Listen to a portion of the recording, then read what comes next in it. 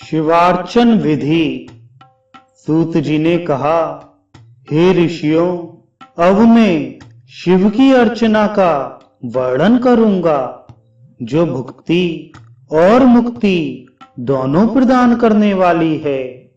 12 अंगुल के माप में बिंदु द्वारा किसी पात्र में भगवान शिव की मूर्ति बनानी चाहिए। उसमें शांत, सर्वगत और निराकार का चिंतन करना चाहिए। बिंदु द्वारा बनाई गई मूर्ति में ऊपर की ओर 5 बिंदु लगाने चाहिए। जो शिव का मुख है वह छोटे आकार में होना चाहिए और नीचे की ओर मूर्ति के अनुसार बिंदु लगाकर बड़े बड़े अंग बनाने चाहिए। मूर्ति के अधोभाग में छठा बिंदु विसर्ग के साथ होना चाहिए, जो अस्त्र है। इसके साथ होम लिख देना चाहिए। यह महामंत्र है और संपूर्ण अर्थों को देने वाला है। साधक मूर्ति के ऊर्ध्वभाग से लेकर मूर्ति के चरण पर्यंत अपने दोनों हाथों से स्पर्श करे और महामुद्रा दिखाए। इसके बाद संपूर्ण अंगों में न्यास, करन्यास आदि करे। तदनंतर वह अस्त्र मंत्र ओम फट का उच्चारण करता हुआ दाहिनी हथेली से स्पर्श करके शोधन करे। उसके बाद कनिष्ठा अंगुली से लेकर महामंत्र से ही तर्जनी अंगुली तक न्यास करना चाहिए। अब मैं हृदय कमल की कर्णिका में पूजन की विधि बतलाऊंगा।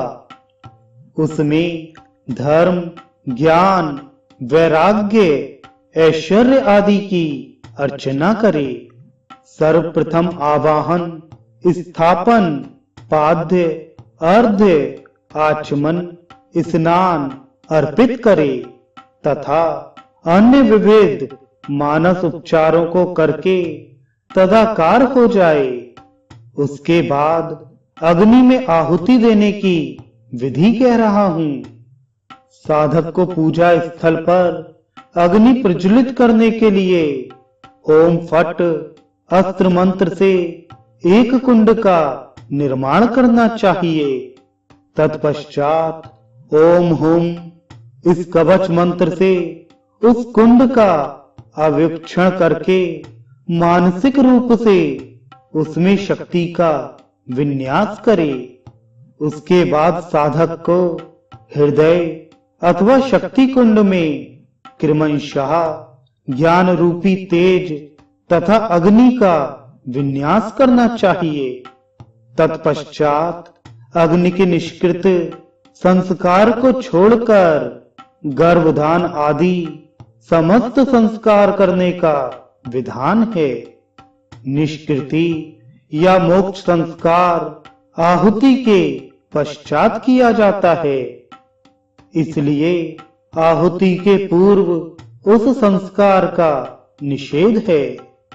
समस्त संस्कारों के बाद साधक को उस प्रज्वलित अग्नि में समस्त आंगिक देवों के साथ मानसिक रूप से शिव को आहुति देनी चाहिए। तदनंतर कमलांकित गर्भ वाले उस मंडल में नीलकंठ शिव का पूजन करना चाहिए। इस मंडल के अग्निकोण में अर्धचंद्राकार कल्याणकारी एक अग्निकुंड बनाना चाहिए। तदनंतर अग्नि देवता के अस्त्रों से युक्त हृदय आदि में न्यास करने का विधान है। उसके बाद मंडल के अंतर्गत बने हुए कमल की कर्णिका पर सदाशिव की तथा दिशाओं में अस्त्र की पूजा करें। अब श्रेष्ठ पंच तत्वों में स्थित पृथ्वी, जल आदि तत्वों की दीक्षा बताई गई है। इन दोनों शांतियों के लिए पृथक पृथक रूप से 100-100 आहुतियां 5 बार देनी चाहिए। तत्पश्चात साधक पूर्णाहुति देकर प्रसन्नता पूर्वक त्रिशूली भगवान शिव का ध्यान करे। उसके बाद प्रायश्चित शुद्धि के लिए 8 बार आहुति देनी चाहिए। यह आहुति अस्त्र बीज हुम फट मंत्र से प्रदान करने का विधान है। इस प्रकार संस्कार से शुद्ध हुआ वह साधक निसंदेह शिव स्वरूप हो जाता है।